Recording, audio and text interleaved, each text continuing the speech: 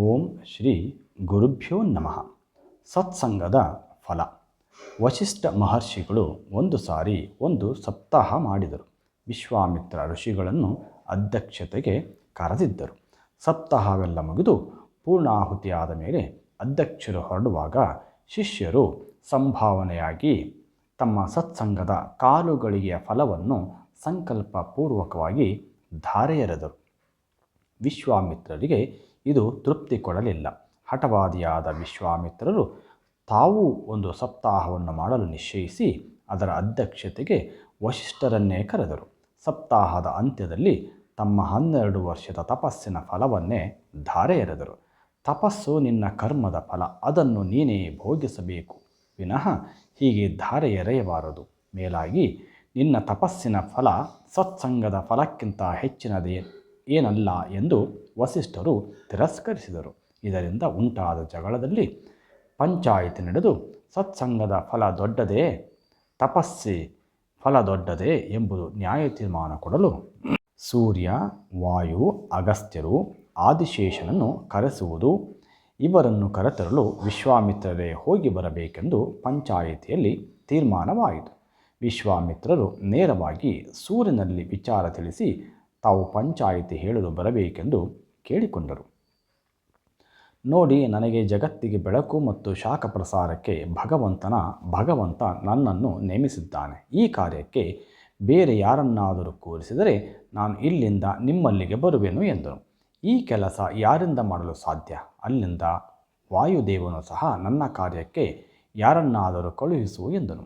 ಅಲ್ಲಿಂದ ನೇರವಾಗಿ ಅಗಸ್ತ್ಯರ ಬಳಿ ಬಂದು ಆಹ್ವಾನಿಸಲು ಅವರು ಹೇಳಿದರು, ನಾನು ಬೆಳೆಯುತ್ತಿರುವ ಈ ವಿಂಧ್ಯ ಪರ್ವತ ತಲೆಯ ಮೇಲೆ ಕೈ ಇಟ್ಟುಕೊಂಡಿದ್ದೇನೆ.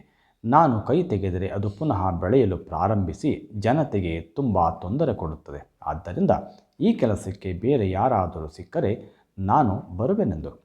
4ನೆಯವ ಆದಿಶೇಷನಲ್ಲಿ ಹೋಗಿ ಕರೆಯಲಾಗಿ ಅವನೆಂದನು, ನಾನು ಈ ಭೂಮಿಯನ್ನು ತಲೆಯ ಮೇಲೆ ಹೊತ್ತಿದ್ದೇನೆ. ಬೇರೆ ಯಾರಾದರೂ ಬಂದು ಹೊರಲು ಸಿದ್ಧರಾದರೆ ನಾನು ಬರುವೆನೆಂದರು. ಅವಮಾನಿತನಾದ ವಿಶ್ವಾಮಿತ್ರರು ವಸಿಷ್ಠರಲ್ಲಿಗೆ ಬಂದು, ಪಂಚಾಯಿತಿಸ್ಥರು ನನ್ನ ಮಾತಿಗೆ ಬರಲಿಲ್ಲ, ನೀವೇ ಕರೆದುಕೊಂಡು ಬನ್ನಿರಿ ಎಂದು ತನ್ನ ಭಾರ ಇಳಿಸಿಕೊಂಡರು. ಹೇಗೆ ಈ ವಸಿಷ್ಠ ಕರೆತರುತ್ತಾರೋ ನಾನು ನೋಡೇ ಬಿಡುವೆ ಎಂದು ಕುಳಿತುಕೊಂಡರು. ಮಾರನೆಯ ದಿನ ವಸಿಷ್ಠರು ನೇರವಾಗಿ ಸೂರ್ಯನಲ್ಲಿಗೆ ಹೋಗಿ ಕರೆಯಲು ಅದೇ ಉತ್ತರ ಬಂತು. ತಕ್ಷಣ ವಸಿಷ್ಠರು ತಮ್ಮ ಜಪಮಾಲೆಯನ್ನು ತೆಗೆದು ಅಭಿಮಂತ್ರಿಸಿ, ನಾನು ಸತ್ಸಂಗ ಮಾಡಿದ್ದು ನಿಜವಾದರೆ ಸೂರ್ಯನ ಕಾರ್ಯವನ್ನು ಈ ಜಪಸರ ಮಾಡಲಿ ಎಂದು ಸಂಕಲ್ಪ ಮಾಡಲು ಸೂರ್ಯನ ಕೆಲಸಕ್ಕೆ ಜಪಮಾಲೆ ನಿಂತುಕೊಂಡಿತು. ನಂತರ ವಸಿಷ್ಠರು ಸೂರ್ಯನನ್ನು ಕರೆದುಕೊಂಡು ವಾಯುವಿನ ಬಳಿ ಬಂದು ವಾಯುವಿನ ಕೆಲಸಕ್ಕೆ ತಮ್ಮ ಬೀಸಣಿಕೆಯನ್ನು ನಿಯಮಿಸಿ ಕೆಲಸ ಮಾಡು ಎಂದು ಸಂಕಲ್ಪ ಮಾಡಲು ಸತ್ಸಂಗದ ಪ್ರಭಾವದಿಂದ ಬೀಸಣಿಕೆ ಕೆಲಸ ಪ್ರಾರಂಭ ಮಾಡಿತು. ಅದೇ ರೀತಿ ಅಗಸ್ತ್ಯರ ಕಾರ್ಯಕ್ಕೆ ತಮ್ಮ ಕಮಂಡಲವನ್ನು, ಆದಿಶೇಷನ ಕಾರ್ಯಕ್ಕೆ ತಮ್ಮ ಯೋಗದಂಡವನ್ನು ನೇಮಿಸಿ ಅವರೆಲ್ಲರನ್ನೂ ಕರೆದುಕೊಂಡು ವಿಶ್ವಾಮಿತ್ರರ ಹತ್ತಿರ ಬಂದರು. ಇದರಿಂದ ವಿಶ್ವಾಮಿತ್ರರಿಗೆ ಅರ್ಥವಾಯಿತು, ಸತ್ಸಂಗದ ಫಲವು ತಪಸ್ಸಿನ ಫಲಕ್ಕಿಂತ ಹೆಚ್ಚಿನದೆಂದು. ತಮ್ಮ ತಪ್ಪನ್ನು ತಾವೇ ಒಪ್ಪಿಕೊಂಡರು. ಸತ್ಸಂಗವು ಮಾನವರನ್ನು ಮಾಧವನನ್ನಾಗಿ ಮಾಡುತ್ತದೆಂಬ ವಿಚಾರವನ್ನು ಶಂಕರಾಚಾರ್ಯರು ತಮ್ಮ ಭಜಗೋವಿಂದಂ ಸ್ತೋತ್ರದಲ್ಲಿ ಹೇಳಿದ್ದಾರೆ. ಸತ್ಸಂಗತ್ವೇ ನಿಸ್ಸಂಗತ್ವಂ, ನಿಸ್ಸಂಗತ್ವೇ ನಿರ್ಮೋಹತ್ವಂ, ನಿರ್ಮೋಹತ್ವೇ ನಿಶ್ಚಲತತ್ವಂ, ನಿಶ್ಚಲತತ್ವೇ ಜೀವನ್ಮುಕ್ತಿ ಎಂಬುದಾಗಿ ಅಪ್ಪಣೆ ಕೊಡಿಸಿರುತ್ತಾರೆ. ಆದ್ದರಿಂದ ಸತ್ಸಂಗ ಬಹಳ ಶ್ರೇಷ್ಠವಾದುದು. ಇದನ್ನು ಪ್ರತಿಯೊಬ್ಬರು ಅರಿತರೆ ಬಾಳು ಹಸನಾಗುವುದು. ಸರ್ವೇ ಜನ ಸುಖಿನೋ ಭವಂತು.